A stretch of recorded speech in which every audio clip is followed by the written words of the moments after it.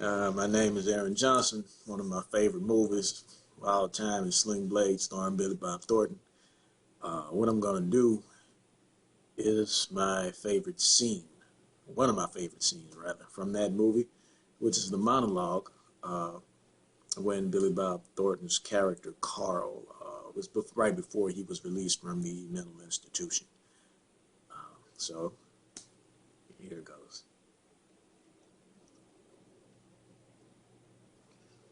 I reckon you want to know what it is I'm a-doing in here.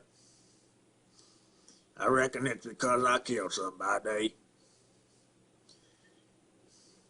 But I reckon you want to know how come I killed somebody. So I reckon I'll start at the front and tell you. I lived out in back of my mother and father's place most of my life in a little old shed that my daddy built for me. He didn't want me up there in the house with the rest of them. So mostly I just sat out there in the shed looking at the ground. I didn't have no floor up there, but I had me a hole that I got to lay down in. A quilt or two to put down there. My father was a hard-working man most of his life. Not that I can say the same for myself. I mostly just sat around up there in the shed, tinkered around with a lawnmower or two. Went to school off and on from time to time.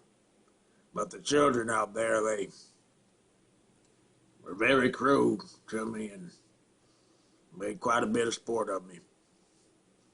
Made fun of me quite a bit.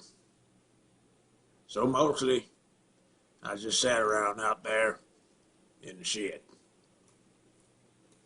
My daddy worked down there at the sawmill, down at the planter mill for an old man named Dixon.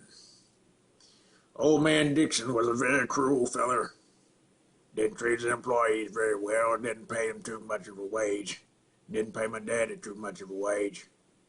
Just barely enough to get by on, I reckon. But I reckon he got by all right. They used to come out, one or the other of them, usually my mother, feed me pretty regular. So I know he made enough so I could have mustard and biscuits 3 or 4 times a week. But old man Dixon, he had a boy named Jesse Dixon. Jesse was really more cruel than his daddy was. He used to make quite a bit of sport of me when I was down there at the schoolhouse. Used to take advantage of little girls in there in the neighborhood and all.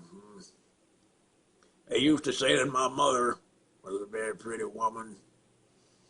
They said that quite a bit from time to time when I'd be down there at the schoolhouse.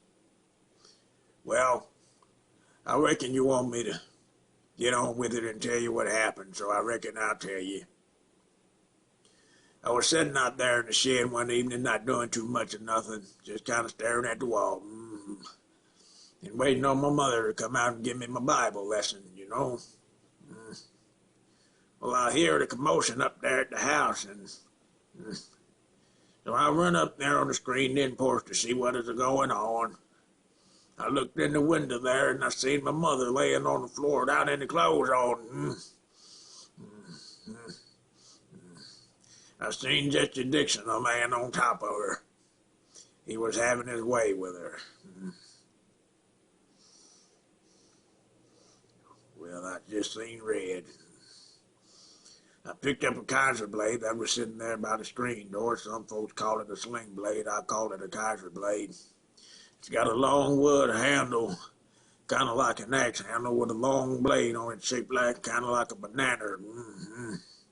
Sharp on one edge and dull on the other. It's what the highway boys used to cut down weed and whatnot. Yeah. Well, I went there in the house and I hit Jesse Dixon upside the head with it. Knocked him off my mother.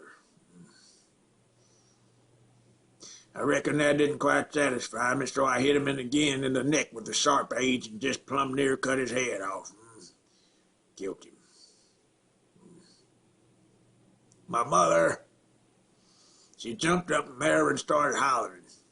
What'd you kill Jesse for? What'd you kill Jesse for? Well, come to find out, I don't reckon my mother minded what Jesse was doing to her. I reckon that made me madder than what Jesse made me. So I taken the Kaiser blade. Some folks call it a sling blade. I call it a Kaiser blade.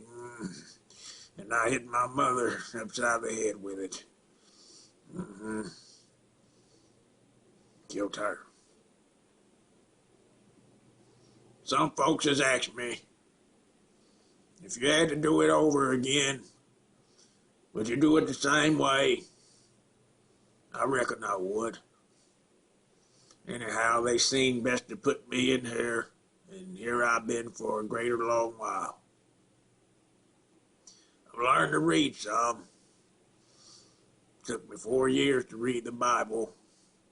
I reckon I understand a great deal of it. Wasn't what I expected in some places. I slept in a good bed for a great long while. Now they see fit to put me out of here. They say I set me free today. Anyhow, I reckon that's all you need to know. You want to hear more details, I reckon I can tell them to you. I don't know whether or not that's good enough for the newspaper or not.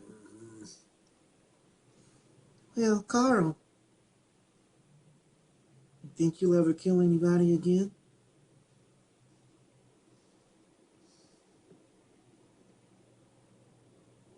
I don't reckon I got no reason to kill nobody. And that's it.